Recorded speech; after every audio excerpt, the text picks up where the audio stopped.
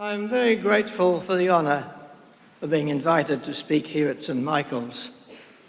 I felt at home straight away because the first hymn was by Ernest Merrington. He was a Queenslander who was chaplain to the Australian forces in the First World War, but he was a man who I came to know very well. Indeed, he ended his days as a parishioner in my parish, and I had the honour of conducting his funeral. That, of course, was 55 years ago, and a lot has changed since his day. Today, Christianity stands at the crossroads. By Christianity, I mean that collection of beliefs by which Christians have lived for some 1,500 years. You know that the word Christianity wasn't used until the 16th century? And that's because they never talked about Christianity as such. They talked about the Christian faith, the faith by which we live. And the faith by which we can live in the 21st century is actually very different from the Christianity that was formed in the first 4 centuries of the Christian era. Why is it different? It's because the world in which people saw themselves living then was mainly a flat earth beneath a sky, which was the dwelling place of God. That's why we've been praying ever since, Our Father who is in the sky. And the people of those days could say that Jesus ascended into heaven, and it made some sense. And the heaven to which the faithful aspired was a very real place. But we see the starry heavens above us as part of a space-time universe. And the second reason why it must change is that the ancients saw spirit as something just as real as the wind, because they had only one word for wind, spirit, breath. So for the ancients, the breath we breathe was quite literally the spirit with which God gave life to our bodies. And that's how they came to say, when we breathe our last, our breath returns to God who gave it.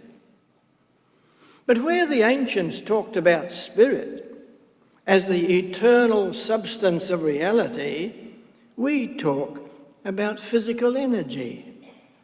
Physical energy can change in form tremendously, but it can never vanish into non-existence.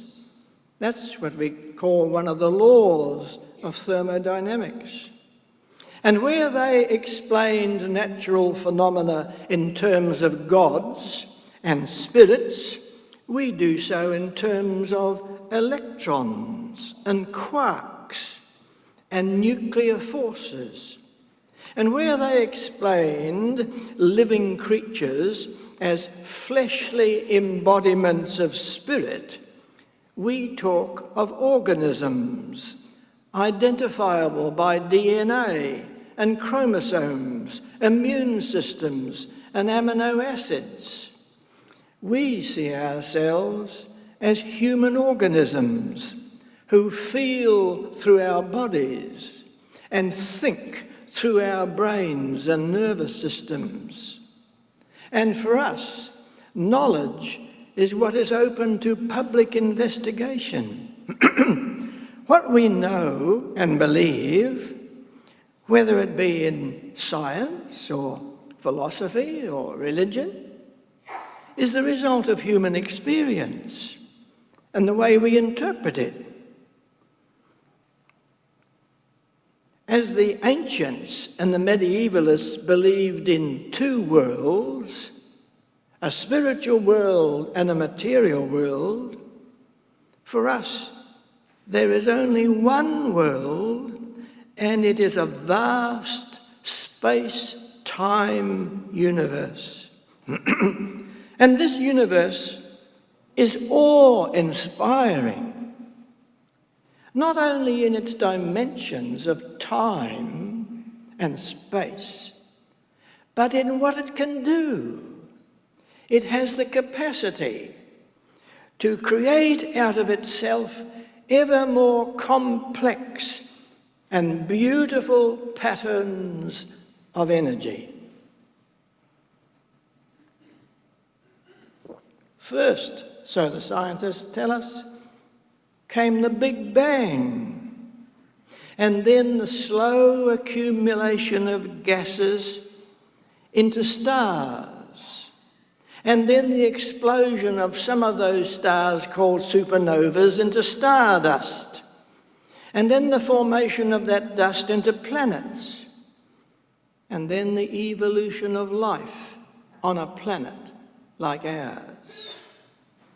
The universe is one continuing process of change, and it manifests both growth and decay, and has been doing so for 15 billion years. So the universe is all there is. There's nothing outside of it. As far as we know, there was nothing before it. The old account of creation in Genesis served our forebears very well, but it has now been replaced by another. We shouldn't be very surprised about that, because at the very time when the Bible was being put together, the very earliest story of creation was already dated. It's in Genesis 2 and 3. And a new story of creation was being formed, a brand new one. It's in Genesis 1. And the ancient scholars got over that problem simply by recording them both. With our new story of creation, it has now become unnecessary for us to postulate the prior existence of a creator. The universe has become self-explanatory. It's from the universe itself that we must learn all we can about it and how it works. And we're not only in this universe, we are a part of it. Our very existence, our continuing life is dependent upon it. That's why our oldest human ancestors believed their destiny to be in the lap of the gods. Their personal creations, personalizing of the very forces of nature. That was nature they were dependent upon. Now, many of the processes of nature, which ancient humans found awesome, can be readily explained by us in quite mundane ways. But the mystery has not disappeared. It's been found in new places, because our new picture of the universe is itself awe-inspiring. We know extremely little about what takes place in this universe. We have no idea, and probably will never know, whether there is life somewhere else in the universe. And life on this planet has been evolving over some 3 billion years. And our human species emerged out of a myriad of living species, and it did so only very recently in the history of the earth.